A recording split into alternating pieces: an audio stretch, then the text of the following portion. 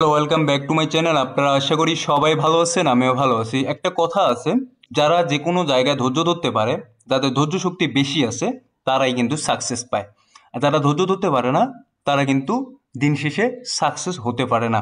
ঠিক তেমনি এই মার্কেটেও যারা ধৈর্য ধরে আছেন, যারা মার্কেটে এন্ট্রি নিছেন বা মার্কেটে এন্ট্রি নেওয়ার পর অনেক পোর্টফোলিও ডাউন হয়ে গেছে, যারা এখন পর্যন্ত ধৈর্য ধরে আছেন যে মার্কেট আপনাদেরকে কিছু একটা দিবে, তাদের জন্য ওয়েলকাম। এবং মার্কেট কিন্তু খুব ভালো রকমের পাম্প করতেছে, আপনারা অলরেডি দেখছেন। এবং কিছু কিছু বিষয় আরও আছে যে কোন কয়েনগুলা আরও বেশি পাম্প করতে পারে এই জায়গাটাতে, এবং কোন কয়েনগুলো অলরেডি ভালো পাম্প করে ফেলছে, কি কারণে পাম্প করছে, প্রত্যেকটা বিষয় কিন্তু এই জায়গাটাতে আমি আলোচনা করব আজকে, ঠিক আছে? সো গত পরশু দিনের আমার ভিডিওতে আমি বলছিলাম যে রেড কার্ড হওয়ার সম্ভাবনাটা বেশি। কেন? সিপিআই ডাটা বলেন বা পিপিআই ডাটা বলেন, যেটা ইন্ডিকেট করতেছে ডাইরেক্ট যে রেড কার্ড হওয়া খুবই জরুরি বিশ্বের অর্থনীতির জন্য। এবং যেটা গতকালকে যেটা আমি পোস্ট করছিলাম এই জায়গাটাতে, জেপি মর্গান তারাও কিন্তু এক্সপেক্ট করতেছে যে Fed to cut rate by 25 BPS next week, ঠিক আছে? সো যার ফলে কিন্তু মার্কেটের মধ্যে একটা উতাল পাতাল চলে আসছে। এবং রেড কার্ড হলেই, এতটুকু আপনাদেরকে বলি যে রেড কার্ড হলে মার্কেটে একটা ভালো মুভমেন্ট আসবে, ঠিক আছে? এতটুকু, আর বেশি কিছু বলবো না, যে এতটুকু, যে রেড কার্ড হলেই ভালো মুভমেন্ট আসবে এই মার্কেটে, ঠিক আছে? সো এখন এই জায়গাটাতে একটু লক্ষ্য করেন, অলস কয়েনের যে মার্কেট ক্যাপ আছে, এটা তার যে অল টাইম হাই আছে, সেই অল টাইম হাইয়ের খুবই কাছাকাছি। এবং কিছুক্ষণ আগেও আমি টেলিগ্রাম চ্যানেলে এটা পোস্ট করলাম যে এটা খুব কাছাকাছি চলে আসছে, এবং এইখান থেকে বিগ একটা মুভমেন্ট আসার সম্ভাবনা আছে।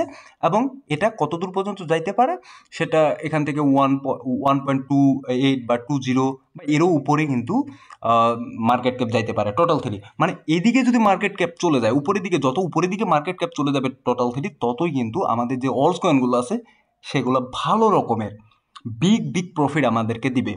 তো ছোট কয়েন হোক বড় কয়েন হোক, যে কয়েনে আপনি হোল্ডিংয়ে এই মুহূর্তে আছেন, সেই কয়েনগুলো যদি ভালো ফান্ডামেন্টালি হয়ে থাকে, তাহলে অবশ্যই আপনি এইখান থেকে ভালো রকমের প্রফিট করতে পারবেন।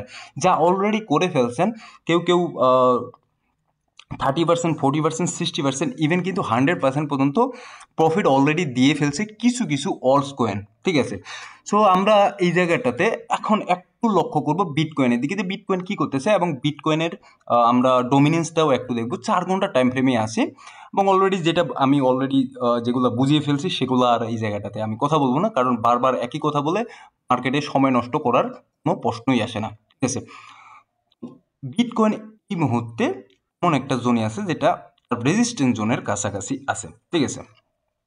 এই জায়গাটা বিটকয়েন যদি ব্রেক করে, তাহলে কিন্তু বিটকয়েনের মুভমেন্ট আরও ভালো হবে, ঠিক আছে?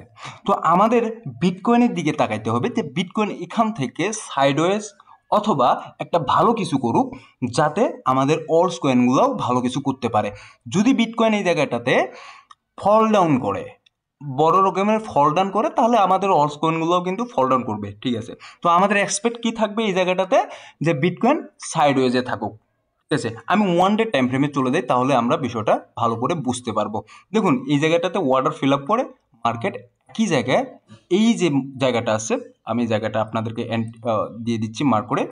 আমাদের এক্সপেক্ট থাকবে বিটকয়েন এই যে জায়গাটা আছে এই জায়গাটাতে কনসোলিডিং করুক, অথবা মার্কেট এখান থেকে উপরের দিকে চলে যাক, কোনো সমস্যা নেই, অথবা কনসোলিডিং করুক। কিন্তু আমাদেরকে দেখতে হবে বিটকয়েনের ডোমিনেন্স যদি এই জায়গাটাতে ফল ডাউন করে, এবং অলরেডি এটা কিন্তু ফল ডাউন করা শুরু করে দিছে। এবং আমি এই জায়গাটা আপনাদেরকে অলরেডি, এই যে জোনটা আছে এটা অলরেডি মার্ক করছিলাম, অনেক আগে বলছিলাম যে এই জোনটা যদি ব্রেক করে, তাহলে আমরা জোনের নিচে আরও দেখতেছি বিটকয়েনের ডোমিনেন্স। সো বিটকয়েনের ডোমিনেন্স যত নিচের দিকে আসবে, ততই কিন্তু আমাদের অল যে কয়েনগুলো আছে এই অলস কয়েনগুলোর ভালো রকমের প্রফিট বা ডিসেন্ট প্রফিট বের করতে পারবো, ঠিক আছে?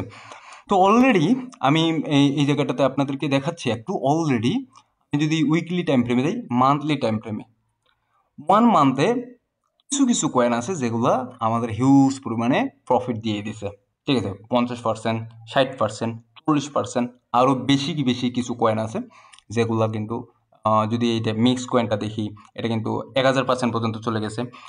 আমি যেগুলো ন্যাচারাল ফান্ডামেন্টাল ভালো কয়েন আছে সেগুলোর কথাই বলতেছি।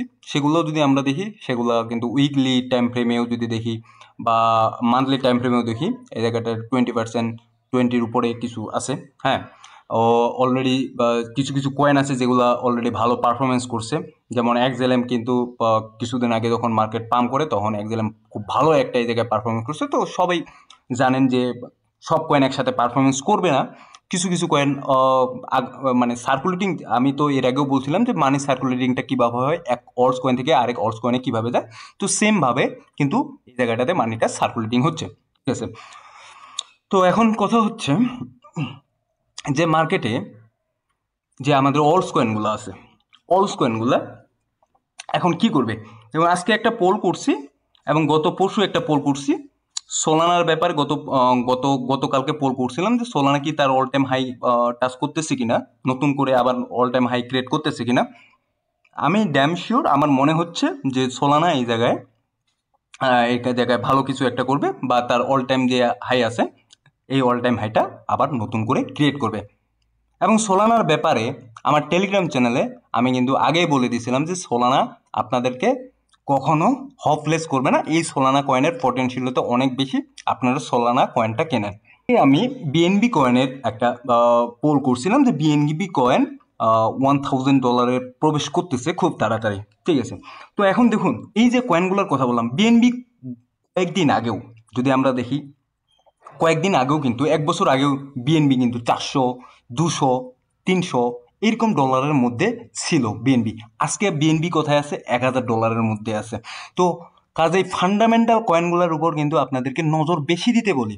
এখন অনেকে বলেন যে ভাই কুইক এই জায়গায় মানি কিভাবে বের করব, বা কুইক কিভাবে আমি এই জায়গাটাতে ভালো রকমের প্রফিট বের করব। তাদেরকে আমি বলি যে ফান্ডামেন্টাল কয়েনে আপনি অ্যাটাচ হয়ে থাকুন, যেগুলো ভালো ভালো কয়েন আছে সেই কয়েনগুলোতে অ্যাটাচ হয়ে থাকলেই কিন্তু আপনাকে কোনো না কোনো সময় মার্কেট ক্রাশ করবে, করুক সমস্যা নেই, মার্কেট ডাউন করবে, করুক সমস্যা নেই, কোনো না কোনো সময় ওই কয়েনগুলাই আপনাকে ভালো রকমের প্রফিট দিবে, ঠিক আছে, ভালো রকমের প্রফিট দিবে। এটা আমি বারবার বলে আসতেছি। আমি সব সময় ভালো কয়েন, ভালো ফান্ডামেন্টাল কয়েনের উপর আপনাদেরকে বেস করতে বলতেছি।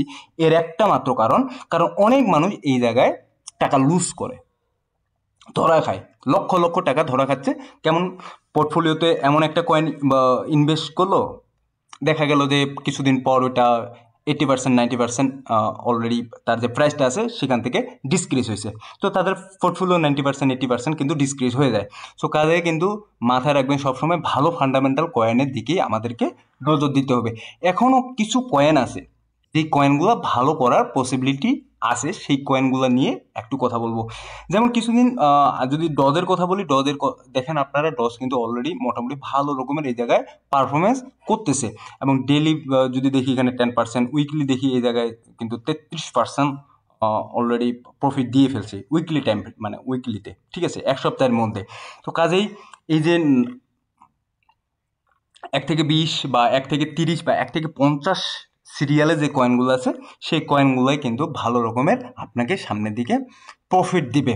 এবং অন্যান্য কয়েনগুলো যে প্রফিট দিবে না এমনটা না, সেগুলোও দিবে। কিন্তু যদি আপনি ফান্ডামেন্টাল এবং ইউজ কেস বেসিস হিসেবে কোনো কয়েনে ইউজ করতে চান বা কোনো কয়েন ইনভেস্ট করতে চান, হোল্ড করতে চান, তাহলে কিন্তু আপনার চিন্তাটা একটু কম থাকে যে এইখান থেকে আমার কয়েনটা ডাউন যেন না হয়ে যায়, ঠিক আছে, এই চিন্তাটা থাকবে না। কারণ আপনি ফান্ডামেন্টাল কয়েনে আপনার ইনভেস্টটা থাকতেছে, আপনার ইউজ কেস সেগুলোতে ভালো, এবং কোনো না কোনো সময় ওই কয়েনগুলা ইটিএফ অ্যাপ্রুভালও আসতে পারে। যেমন সোলানার ব্যাপারে কথা চলতেছে যে ইটিএফ অ্যাপ্রুভাল যদি আসে সোলানা, তাহলে কিন্তু বড় রকমের এই জায়গায় আমরা পাম্প দেখতে পাবো সোলানাতে। যদি বিএনবি চলে আসে বা অন্যান্য যে কয়েনগুলো আছে যেগুলোর ইউজ কেস ভালো, যেগুলোর আপনার মনে করেন যে চেইন আছে, নিজস্ব ব্লক চেইন আছে, সেই কয়েনগুলোর আস্তে আস্তে কিন্তু আসতে পারে ইউজ কেস, সরি ইটিএফ, ঠিক আছে, ইটিএফ অ্যাপ্রুভাল। এখন আমি এর আগেও একটা কথা বলছিলাম এই জায়গাটাতে যে অ্যাডপশন, মাস অ্যাডপশন, ক্রিপ্টোকারেন্সিতে মাস অ্যাডপশন।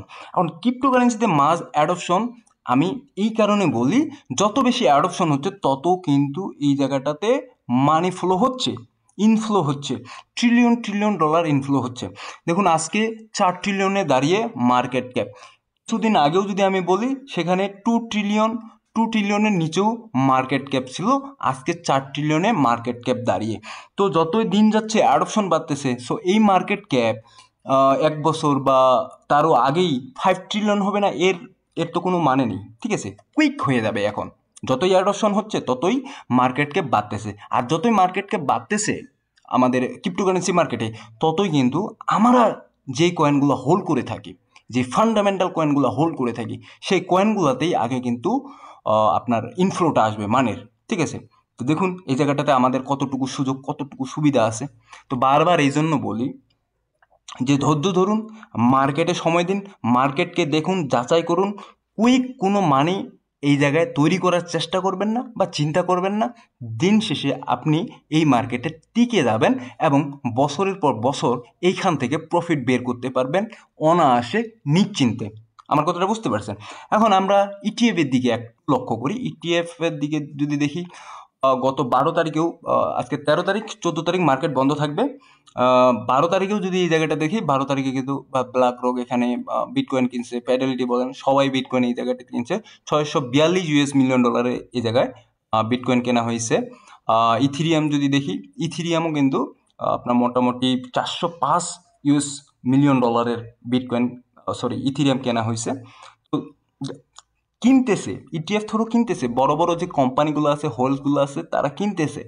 কাজেই আমরা এই মুহূর্তে টেনশন করব না, চিন্তা করব না যে মার্কেট এখান থেকে নিচের দিকে বা ক্রাশ করার সম্ভাবনা আছে কি না, বা এই মুহূর্তে বড় একটা ডাম্প আমরা দেখতে পাবো কি না, এমনটা আপাতত দেখার কোনো প্রশ্নই আসে না।